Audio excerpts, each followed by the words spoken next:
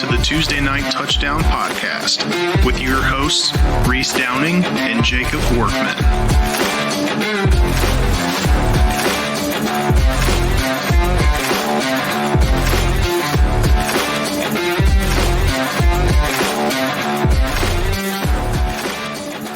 What is going on, guys? This is the TNT Podcast NFL Edition, Week 3. With us today, as always, is my co-host Jacob Workman, and we also have a third special guest here. This is my buddy John Taxis.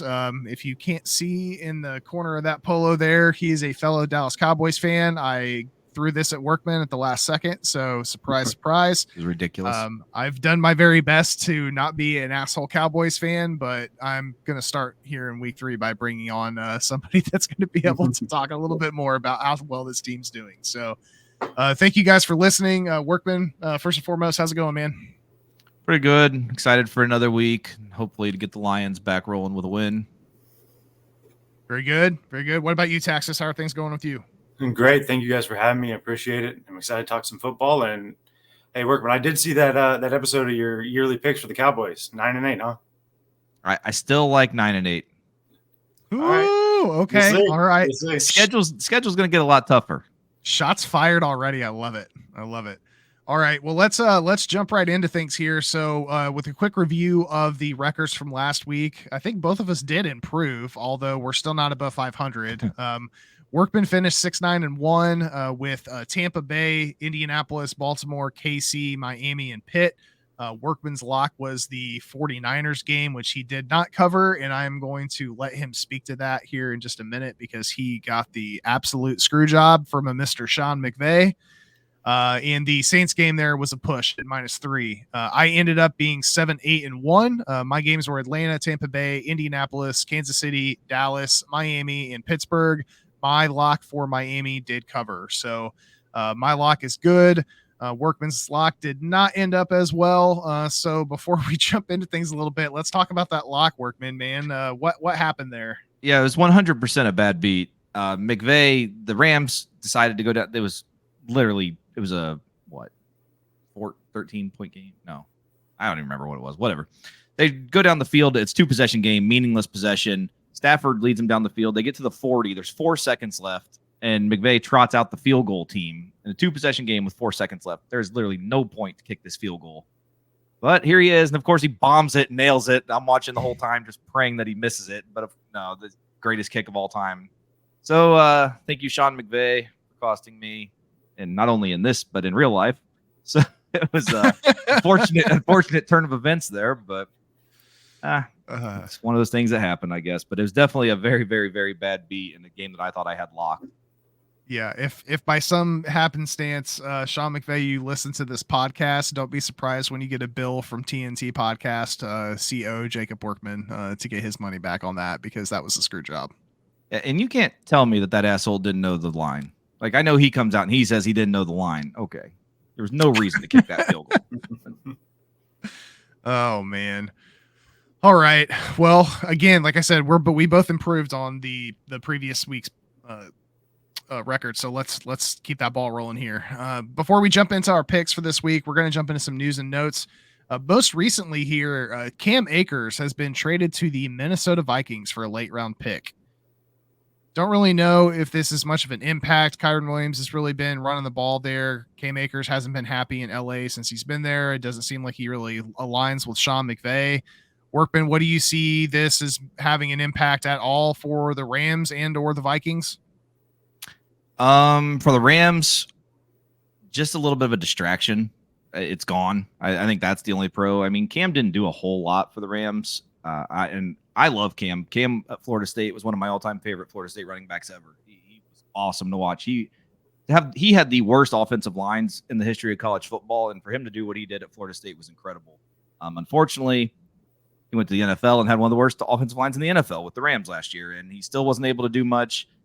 Disagreements, a lot of issues with McVay. I think it's good that this is just ending.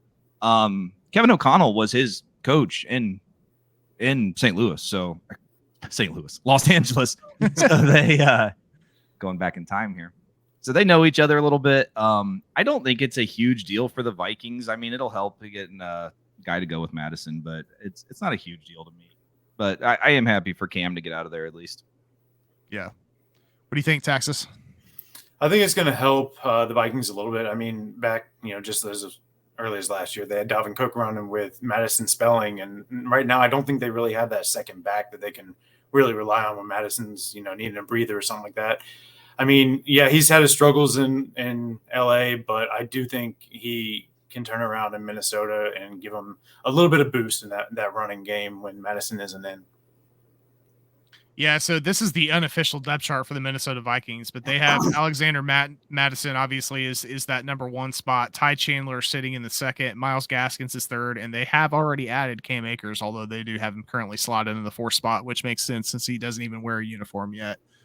So we'll see what happens there. I have not seen a lot out of either one of those guys. Obviously, Myles Gaskin has been around the league a little bit, has been a spellback. So hopefully Cam can move up that depth chart and become something relevant within that Minnesota offense because they do need some help. So let's jump into some injuries. First things first, we're going to try to cut these injury lists down to the more important players, but unfortunately there were a hell of a lot of injuries this week. So I think all the guys that we're going to discuss today are relevant to the conversation. Anthony Richardson, quarterback for the Indianapolis Colts, went out with a concussion. He's currently listed as day-to-day. Devontae Adams, Ryan Kelly, Logan Thomas, Jalen Waddle, all are currently under concussion protocol. So we'll see what happens there as far as any of those guys coming back. Definitely something for you guys to keep in mind as you make your bets this week. Saquon Barkley, ankle sprain. I've seen a lot of stuff coming back and forth here. At one point in time, it was, it could be a high ankle sprain and he could be out for a really long time. Then I read that they were looking at about 4 weeks. And then the most recent stuff that I read looks like he could be out through this week, but beyond that, we don't know. So he's definitely going to be out for this week's game. So that's definitely something to keep in mind. But he is currently out with an ankle. Deontay Johnson, we already discussed. He's on IR for a minimum of the next 4 weeks. Budda Baker is out and on IR for a minimum of the next 4 weeks with a hamstring injury. Mari Cooper had a groin injury in Monday night's game and is now week to week. Joe Burrow, who we will speak about a little further here in a little bit, has an aggravated calf strain. They currently have it as day-to-day, but I think that could be a longer-term deal. Odell Beckham has an ankle injury. He is week to week. We also have Micah Hyde with a hamstring. He's day-to-day. Darnell Mooney has a knee injury. He's day-to-day. David Montgomery with the Detroit Lions has a thigh injury. Looks like that's going to be a minimum of 2 weeks.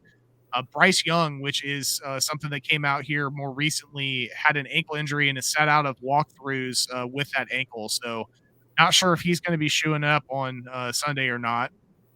So that's something that we definitely need to keep an eye on. Brandon Ayuk is also dealing with a shoulder injury. He's been playing pretty well this year, so that's something to look forward to, see if he's going to be out there on Sunday. The big one's Nick Chubb, right?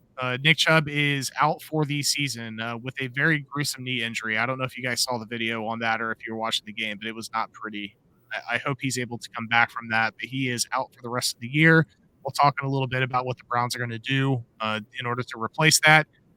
And then finally, instead of just listing everybody, the whole damn Lions team seems to be injured. We've got Josh Battle, Taylor Decker. I can't even say the one guy's name, Vitae or whatever his name is. Vitae, yeah. David Montgomery, James Houston, CJ Gardner-Johnson, Emmanuel Mosley, Amon-Ra St. Brown had a toe thing going on. Detroit's banged up right now. So it'll be interesting to see what happens as we move into the week here.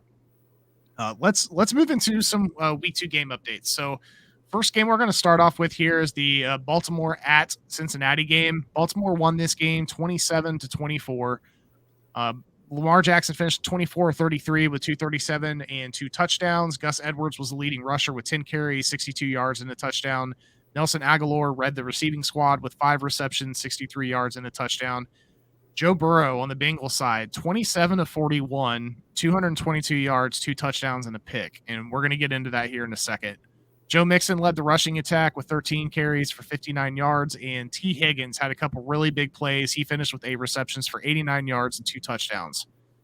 Since he starts the season 0-2, and I don't think a lot of people saw that coming, my question to you guys is, if you're running the Bengals, do you put Burrow on short-term IR, force him to rest, and then potentially save the season, or do you let him try to play out through this and hope he gets better? And I'll throw it to Workman here first. I'm going to say no, just because I don't think they can afford to. If they do that, I don't think that he's going to play enough games that they would even have a chance to make the playoffs to begin with at that point. I mean, they decided to play him at the beginning of the year. Clearly, he didn't go through any camp. He didn't play preseason. Calf injury is definitely something that's there. It's just I think you keep him active just because I don't think they can afford to put him on IR. You put him on. I mean, he might not even play this week against the Rams. The way the Rams have been playing, that's a game they could end up winning now. At the beginning of the year, I would have said the Rams can't win that game. The Rams offense is picking teams apart, and they even hung with the Niners last week, which is something they normally don't do. Giving the Rams a lot more credit than what I was giving them at the beginning of the year, and I was giving them a little bit of credit then. But Cincinnati, you're already 0-2. I'm just not sure you can afford to put him on IR at this point. You need to win these games. Yeah, so if he does go on short-term IR, which will be a minimum of 4 weeks, and they do it before the Rams game, then the next 4 games for the Bengals are going to be at home against LA. Then they travel to Tennessee to play the Titans. The game after that is traveling to Arizona to play the Cardinals, and then they come back home to play the Seahawks, which means that if he comes back after that 4 weeks, his first game would be traveling to San Francisco to play the 49ers. Yeah, and if those are the 4 games he misses, they go 1-3, and that puts him at 1-5 on the year. They're not coming back from that. That division's too good, so I don't think there's any way they can do it. Yeah, John, what are your thoughts on it? Yeah, I was looking up, and since 2002, there's 99 teams that have been 0-3, and only one of them made the playoffs after starting the season 0-3. And then as far as 0-4 goes, only the 92 Chargers in the whole history of the NFL have gone to the playoffs starting 0-4. So no, I don't think that they can afford to do it. I think what they need to do is really try to figure out this run game, rely on Mixon, and turn it into short passes, something that's going to keep him upright. And, not putting as much pressure, on him to get stuff down the field, pick routes and wide receivers or screens, wide receiver screens, all of that. I think if they can keep the game a little condensed and, less 5-step drops and stuff like that, and just get the ball out and run, I think that's how you can keep him in the game, but also allow him to stay healthy, even though he's not. Yeah, for sure. For sure. All right, let's move on to the next game here. We're going to talk about, which is the Seattle Seahawks at the Detroit Lions. This game went into overtime, and the Seattle Seahawks ended up winning 37-31. Very high scoring game. Geno Smith ended up 32 of 41 with 328 yards and 2 touchdowns. Kenneth Walker led the rushing attack with 17 carries, 43 yards and 2 touchdowns. And DK Metcalf led the receiving squad for the Seahawks with 6 receptions and 75 yards. On the Lions side of the equation, Jared Goff went 28 of 35 for 323, 3 touchdowns and a pick. David Montgomery, 16 carries, 67 yards and a touchdown. This is the second week in a row that I believe he has led the rushing attack, and he is going to be out for a bit. So I think we are going to start to see more of Mr. Gibbs there. Receiving squad, Amon-Ra St. Brown finished with 6 receptions and 102 yards. So the question here is, the Seattle Seahawks, was Seattle's week 1 game a fluke or just a slow start? I'll take it to John first. I don't think it was a fluke. I think losing both tackles during the game is very difficult to come back from, no matter who you are, which team you are. But they only allowed 1 sack last week, and it wasn't Aiden Hutchinson. And they're probably the best defensive player on the field at that point for the Lions. But at that point, I think that I believe that the Seahawks bounced back well, and I think that they can go ahead and keep it going now. They looked a lot more like last year, this past game. Yeah, for sure. Workman? Yeah, they looked pretty good. I don't think it was a fluke or anything crazy like that. And I think they're only going to continue with the Panthers and Giants being their next 2 games. I think that helps them greatly also, just to continue to keep it rolling. One thing I do want to throw in about that Lions-Seahawks game, can we please get the playoff overtime rules to the regular season? Like, games should not end like that. I just think it's crazy that one team gets the ball, goes, scores, and it's over. Like, yeah, the Lions had a hell of a battle back to get back into that game, to take it to overtime. Coin flip, score, over. Don't even see the ball. Like, if we're going to make the rule in the playoffs, why not? Why can't we do this for the regular season also? It just makes no sense. Yeah, no, I agree with you. I don't understand why it's not implemented in the regular season. Frankly, the college football playoff or the college football overtime is a lot more fun to watch, but it sucks. And we've seen it happen before where the other team that seems to be the one that was coming back or forcing the overtime doesn't ever get to touch the ball, and the game's over quickly. So something for them to definitely look forward towards changing up here, hopefully as we move into next season. And I think this kind of points to the picture that needs to happen. All right, next game we have here is the Los Angeles Chargers at the Tennessee Titans. The Tennessee Titans won this game 27-24. Justin Herbert finished 27-41, 305 yards and 2 touchdowns. Joshua Kelly was the leading rusher with 13 carries for 39 yards. Keenan Allen had a very big game, 8 receptions for 111 yards and 2 touchdowns. On the Titans side of the ball, Ryan Tannehill went 20 for 24, very efficient, 246 yards and 1 touchdown. Derrick Henry had 25 carries, 80 yards and a touchdown, and the leading receiver on this was Treylon Burks with 3 receptions for 76 yards. This is the big question. How much longer is Brandon Staley going to keep his job? He's been on the hot seat for a while, and starting 0-2 with this team is not what they expected. So yeah, very interested to see how much longer he's going to be leading this squad. Workman, what are you thinking here? Just looking at the schedule, it's going to be pretty tough for them. They do have the Bears in a few weeks. That's promising. If he makes it to week 10, I'll be surprised. I don't think that he's going to last much longer. Yeah, he's got just to do a quick rundown here. Their next few games, they're in Minnesota this week. Next week, they are at home against the Raiders. Then they are at home against the Cowboys. Then they go to Kansas City to play the Chiefs. And then they're back at home against the Bears. And that takes them through October.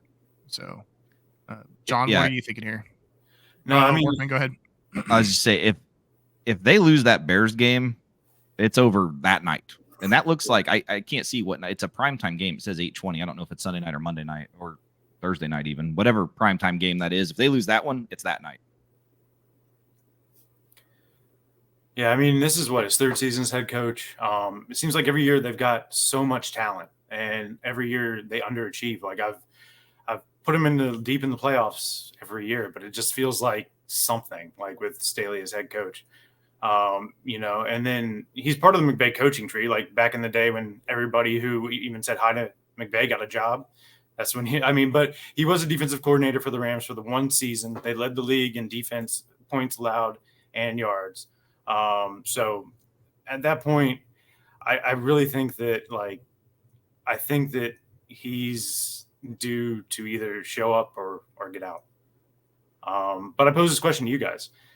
The defense seems to be the problem this year. They're putting up points, but the defense can't stop anybody. Does he turn over that play calling to Derek Ansley? I don't think he will. Coordinator. I don't see that happening. At that point, then he's just given them every reason to fire him. I think he'll get fired and Kellen Moore will be the interim head coach. I think that's what Chargers fans want anyways. Yeah. Yeah, I think Cowboys fans would enjoy watching that happen. Okay, all right, let's move on here. We've got the next game we want to cover is the Cleveland Browns at the Pittsburgh Steelers. Final matchup here was Pittsburgh Steelers 26, Cleveland Browns 22. We talked about it a little bit ago, but yeah, Nick Chubb did get hurt in a pretty gruesome injury. He is now out for the season. Deshaun Watson finished 22 of 40 for 235 yards, 1 touchdown and 1 pick. Jerome Ford stepped in and got 16 carries for 106 yards. Very, very efficient. Their leading receiver was Amari Cooper, who's back in action. He's got 7 receptions for 90 yards.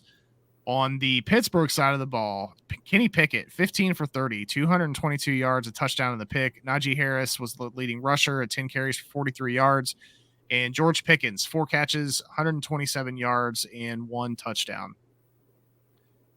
Couple questions here, but to start, where do the Browns go to replace Chubb? I know that they announced that they are bringing Kareem Hunt back into the mix. My first question is is Kareem Hunt going to step into the starting role, or are they going to give it to Jerome Ford? Because I think the whole reason they let go of Hunt in the first place is because they thought Ford was going to be serviceable enough.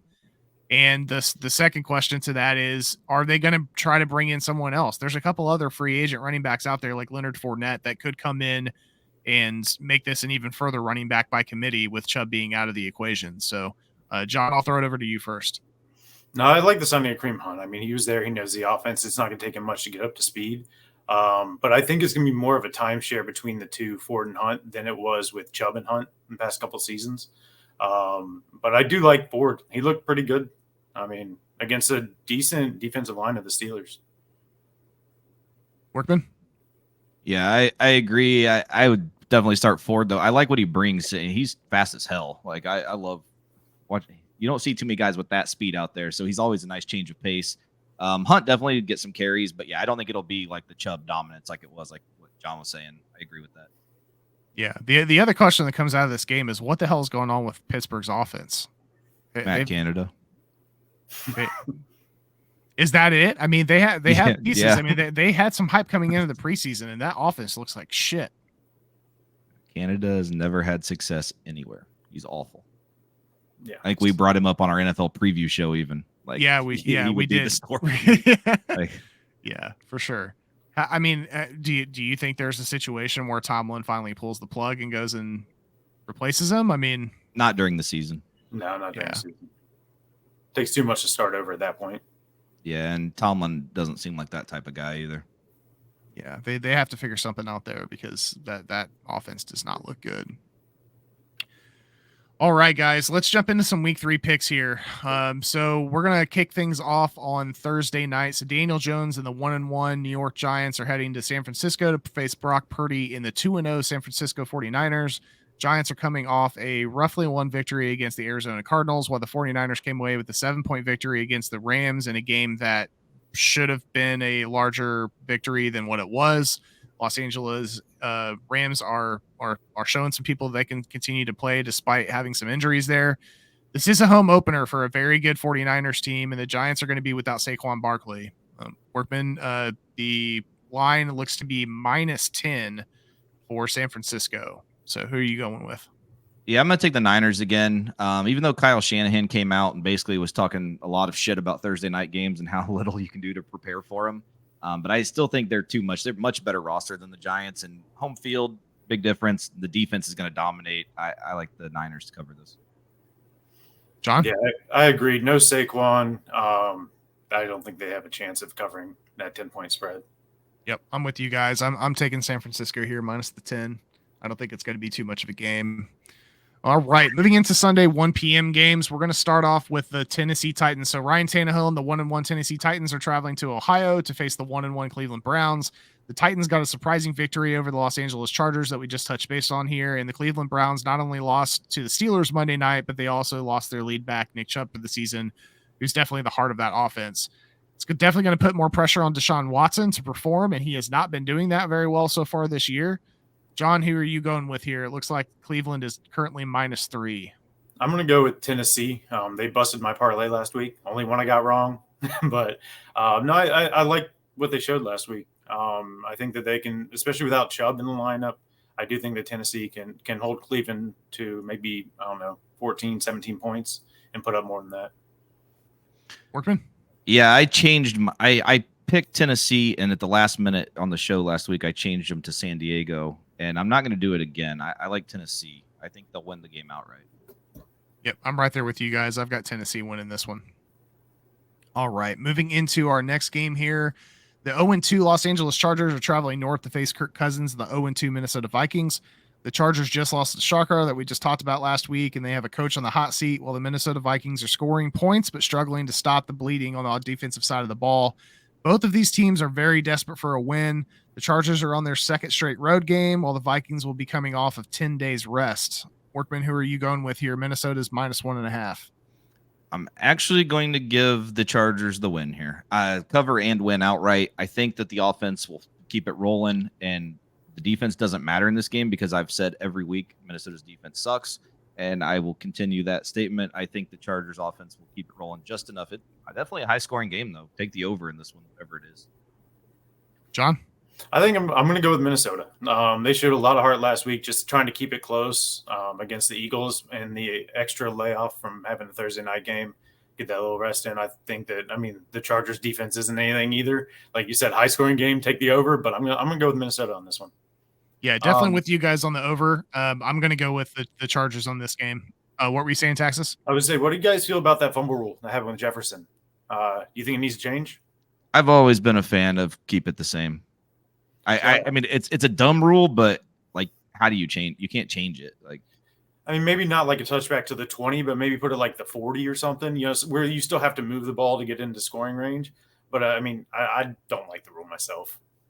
yeah, I mean, it's one of those things that it's just how do you change it? Like, that's the thing. Like, I don't think there is a way to change it. Yeah. All right. Moving right along here, we have the 0-2 New England Patriots visiting the 1-1 New York Jets that are coming off an ugly game in Jerry World. The Patriots have had the Jets number for a while now, winning 14 straight. The Patriots are coming off of 2 home losses while the Jets are trying to find their footing after losing future Hall of Famer Aaron Rodgers in their week 1 matchup against the Bills. This is probably going to be a low scoring game. New England right now is -2.5. John, I'll throw it to you first. Yeah, New England won both matchups last year against pretty much the same Jets squad. So I'm going to go with New England. Their offense actually looked like they could put up some points now. So I know the Jets defense is good, but without Aaron Rodgers, I don't like the Jets. Yeah, I'm couldn't mirror that anymore. I'm taking New England, and it's the same. Like, you just can't trust that Jets offense. Yeah, I'm right there with you guys. I'm taking New England as well. All right, next game we've got here, we've got CJ Stroud's Houston Texans are coming in at 0-2 to face the Jacksonville Jaguars team sitting at 1-1 and coming off a loss against Pat Mahomes and the KC Chiefs at home. The Texans have posed some problems for the Jags in the past, but this Texans team is young and inexperienced and mistake prone. The Jacksonville Jaguars are currently sitting at -9.5, which is a pretty big gap here. Workman, who are you going with? Give me the Jags -9.5. I loved what their defense did against Kansas City. They held Kansas City's offense in check a lot. I don't think Houston has the defense to contain Jacksonville's offense. I think this might be a blowout. I'll take Jacksonville. I know it's a division game, but I think this one might be the biggest blowout of the week. John? That is a big spread, but I'm going to agree with you on Jacksonville. I am excited for CJ Stroud after he gets, you know, a little bit more experience in that Texans team, but not yet. Yeah, we've talked about it a little bit on this show. I think in the next couple of years, the Texans can be a pretty solid team. It's not going to be happening this year, though. So I'm with you guys. I'm going to stick with Jacksonville -9.5. The next game we have here is the 1-1 Buffalo Bills and Josh Allen traveling to the nation's capital to face a 2-0 Washington Commanders team. The Bills have got back to being the Bills last week by putting a pummeling on the Las Vegas Raiders, while the Commanders are coming off a really impressive come-from-behind road win in Mile High against the Broncos. The front seven of the Commanders can give that Buffalo Bills offensive line some real problems. Buffalo is currently sitting at -6.5, and they are traveling to Washington. John, who are you going with? I'm going with Buffalo. I know that Josh Allen has his turnover issues, but he also has that big playability too. And I think we're going to see that in this game against that Washington defense. Jake? Yeah, Buffalo started a little slow against the Raiders last week. They were actually down early, and then they led the charge and dominated. But my key here is, and I think this might be part of Kansas City's issue, which we talked about it a few weeks ago, that we didn't think it was going to be as big of a deal for them. But what Eric Bieniemy is bringing to Washington, I absolutely love. They're innovative on offense. They're actually doing stuff. The defense is good, like you just said. I don't think Washington wins the game, but I think they keep it close. I'll take them to cover at home. Yeah, I went back and forth on this one. I am going to go with Buffalo to win this game and cover the 6.5 here, but it would not surprise me if Washington keeps this close and it ends up being a 3-point game. To your point, Eric Bieniemy has done a really good job making this a very flexible offense, and for having Sam Howell at quarterback, they're doing a pretty good job sitting at 2-0 right now. So I am going to go with Buffalo, but wouldn't be surprised here if that flips. Next, we have the 1-1 Indianapolis Colts traveling to their old home of Baltimore, fresh off a win on the road against the Houston Texans to face a 2-0 Baltimore Ravens team that was looking good in last week's win against the Bengals, despite losing J.K. Dobbins for the season. If Anthony Richardson remains in concussion protocol, Gardner Minshew is going to get the start here for Indy. But Baltimore is currently at -7.5. Workman, where are you going? Baltimore -7.5. I think it's too much, even with Richardson. I think it's still too much. John? Yeah, I agree. And being from Ohio, being an Ohio State fan, I hate this for Dobbins. I was so excited to see him make it to the NFL, and then just injuries. But no, I'm going to go with Baltimore as well. I think Gus Edwards can lead that charge against the Indy defense too in the rushing game. Yeah, for sure. I'm right there with you guys. I've got Baltimore in the -7.5. Next game, 2-0 Atlanta Falcons. Not sure anybody saw that coming. Heading to Motor City to face a 1-1 Detroit Lions team that lost a high-scoring heartbreaker against the Seattle Seahawks at home on the night they revealed the Barry Sanders statue, which looked pretty sick. This will be the Falcons' first road game, and the Lions are dealing with both a ridiculous amount of injuries and a defense that is showing some issues. Detroit is only a -3 favorite here. Workman, what are your thoughts? Yeah, I think this is going to be a battle. I like the Lions to win, and I mean by winning, I think it'll be 3 or more. So I'll take them to cover. But I do think this is going to be a great game, one of the better games of the weekend. John? I'm going to go with Atlanta. I love the rushing game, what they're doing right now, and protecting Desmond Ridder. Like it doesn't look like they're putting him in much peril with the way that they're moving the ball. So I'm surprised they're 2-0, but I do like him in this one as well. Yeah, I like what Arthur Smith is doing here with Atlanta. I'm gonna go with Detroit -3 to win this game just because they have that home field advantage. I know that they're gonna come in playing pissed off because they lost that heartbreaker against Seattle. Jared Goff typically plays really well at home, so I'm gonna stick with Detroit. But yeah, I do like what Atlanta is doing, and I would not have picked Atlanta to potentially come out of the NFC South at the beginning of the year, but they are looking like one of the top 2 teams in that division at the moment.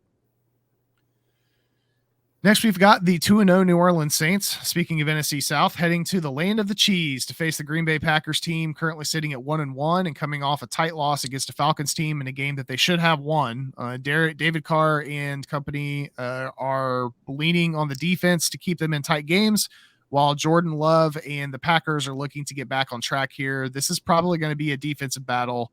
Workman, where are you going with this?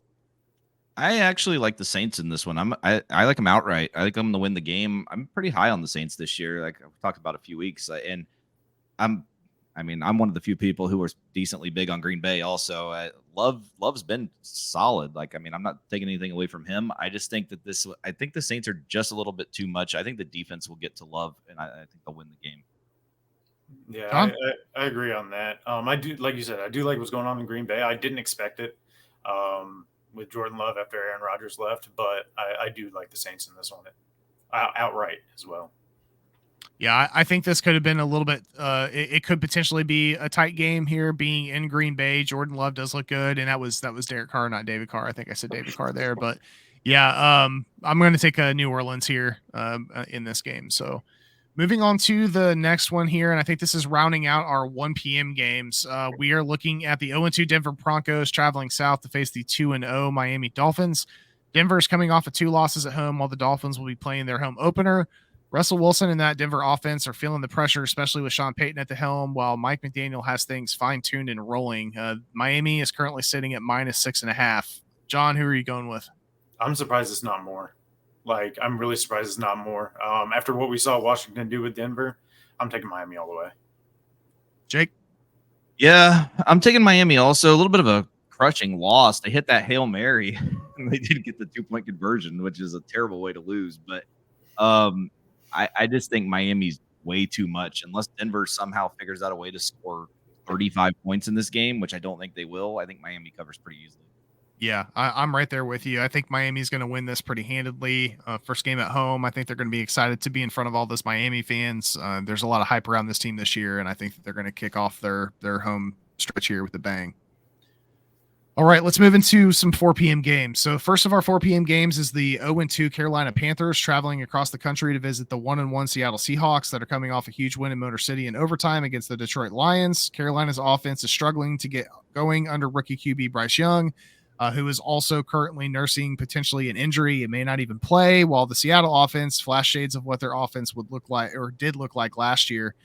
Seattle is currently at a -5.5 at home. Workman? Yeah, with the questions to Bryce Young, Seattle at home. It's a long trip for Carolina. I like Seattle to cover this one. John?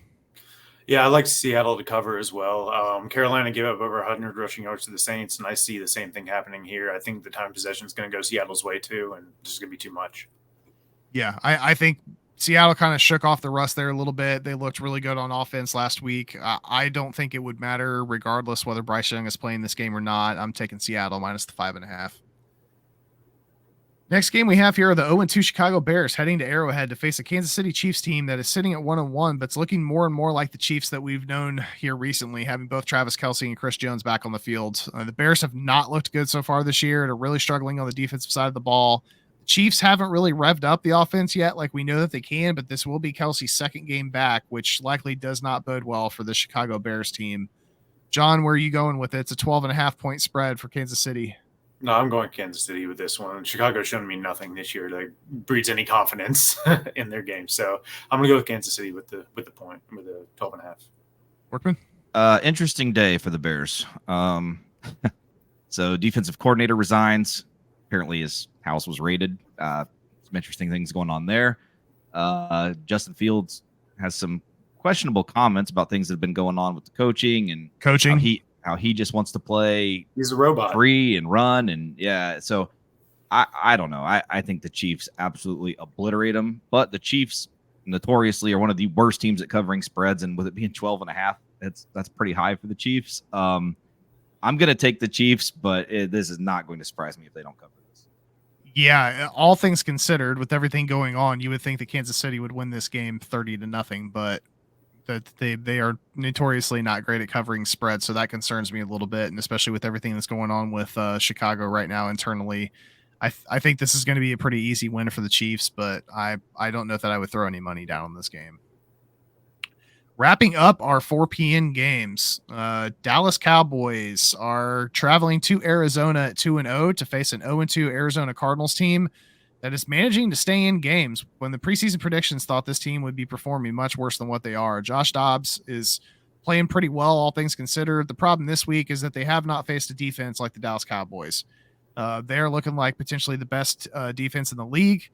Josh Dobbs is probably going to have a tough time here, and the Dallas offense did turn it up a little bit last week against a solid Jets defense. The Cardinals do not have that, and it does look like Budda Baker is going to be out, so that's just one less piece to the puzzle for them. I'll throw it to Workman here first. Dallas is sitting at minus the 12.5. I would take us 3 minus 12.5 against Arizona. So it's Dallas by 1 million. Dallas by 1 million. I like it. That seems like a comment I would anticipate coming out of Texas. John, what are you thinking here, man? Yeah, as you know, me and you are realistic Cowboy fans. We're not this is our year every year Cowboy fans. Yeah. But something's different. Something feels different with this team. Back even, just a couple of years ago, and especially in the Garrett era, those first 2 games would have been close. They would have been, you leave them around and anything can happen. It doesn't feel that way this year, and I am definitely taking Dallas. Yeah, I'm taking Dallas. It does feel different, but I'm hesitant to say it feels different because they find a way to break my fucking heart every year. And I am just waiting for the bottom to drop out on this. Things have been going really well. I was a little concerned coming into this season with Mike McCarthy calling plays. Romo called him out in the middle of the game because he's like the only coach in the league right now that's not covering his mouth when he's calling plays. McCarthy's just looking at shit and just calling it out without any issue. I find that a little funny. Micah Parsons, that dude is an animal. And I like that first sack that happened against Zach Wilson, and he came out on all fours. Like, he ran on all fours faster than some of the dudes in the NFL can run on too. Like, that dude is a beast. It's really hard for me to not get excited about this damn team, man, but I'm trying to be skeptical with it because they always find a way to screw things up. But this team get excited. They're playing Arizona. Really good. I'm just talking about all season. I'm not talking about this damn game. You got another positive week, though. Yeah, definitely another positive week. The real test is coming up. We've got 3 games, 2 out on the West Coast against the 49ers and the Chargers, and then coming back home for the Rams. And I think that's really going to tell a lot about how this team is. I'll tell you what, that Rams game, I wasn't as worried about coming into the season. I'm a little worried about that Rams game now because if Stafford is, Tutu Atwell and Puka, like those guys, it's like Cooper Kupp. And Cooper might be back for that game, right? So if Kupp is back, The Rams did have a big injury last week, though, and it kind of swung the score.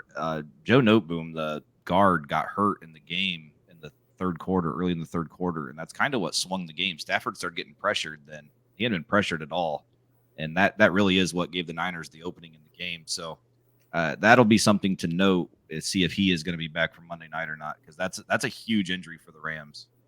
For sure. Yeah, so obviously I'm taking Dallas minus the 12.5 here. I just hope that they're not looking too far ahead to that Niners game when they're traveling over to Arizona. All right, let's jump into the Sunday night game. That is the 1-1 Pittsburgh Steelers coming off a victory at home against the Cleveland Browns. They're traveling west to face a 1-1 Las Vegas Raiders team that just got manhandled by Josh Allen and the Buffalo Bills.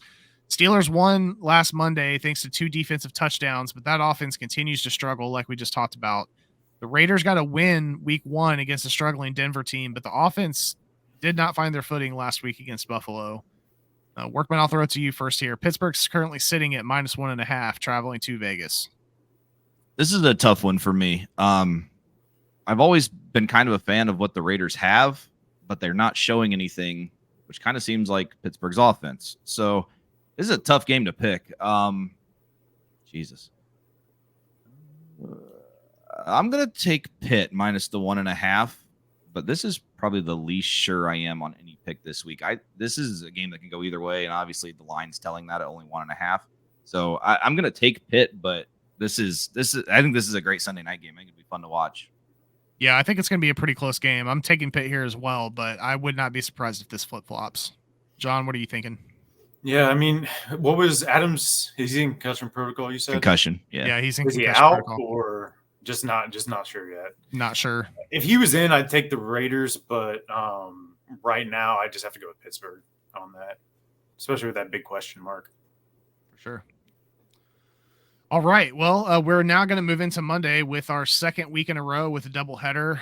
I'm not a huge fan of these games being stacked on 7 and 8 o'clock, not unless you've got the 4 TV set up like Workman does behind you, where you can watch both games. I'd rather see these games played one earlier and one later with an East Coast and West Coast game. But anyway, the first game here is going to be the 2-0 Philadelphia Eagles traveling south to Tampa Bay to face the somehow 2-0 Tampa Bay Buccaneers, a battle of undefeateds. Tampa Bay has played pretty well so far, and Baker's done some good things on his offense. The Eagles are undefeated, but really haven't looked as solid as they did last year. So I'll be interested to see if this is the game where Jalen Hurts actually turns it up. Philly is currently sitting at minus 5.5. John, who are you going with? Yeah, I'm surprised everybody that Tampa Bay is 2-0. But I think that Philly has found a way to win with not playing great football. And I think that right now, I think they're going to cover that 5.5. Yeah, you have to assume they put it together and play a complete game at some point, and I think this is a perfect time to start. Prime time, Tampa. I mean, unless it's pouring down rain in Tampa, which is possible, but never know. I think Philly covers this one pretty easily. Yeah, I'm with you guys. I think Philly's going to cover this one. The only caveat there would be potential weather scenario, but even in that case, Philly's used to playing in shitty weather, so I don't know that it's going to make that much of a difference. So I'm taking Philly minus the 5.5. And rain leads to more of a rushing game, and I think Philly's rushing game is much better than Tampa Bay anyway. So even if it rains, I think that actually benefits Philly. Yeah, unless it's pouring, but yeah. Yeah, for sure. All right. Well, last game of the week here, we've got the 1-1 Los Angeles Rams led by Matt Stafford heading to Cincinnati to face the 0-2 Bengals. The Bengals have obviously had some very major issues starting with an unhealthy quarterback in Joe Burrow, and the LA Rams have seemed to keep that offense ticking despite a subpar run game in no Cooper Kupp. So we aren't expecting or 100% sure, really, if Joe Burrow is even going to play in this one. My assumption is that he's going to do everything he can to be out there. But right now, Cincinnati is a minus 2.5. I'll go to Workman first. Yeah, this is another, huge question mark, obviously, with Burrow.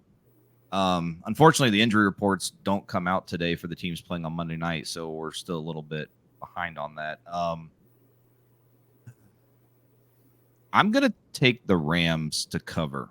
I think there's a couple big things, obviously, with Burrow and, like I said earlier, with Noteboom.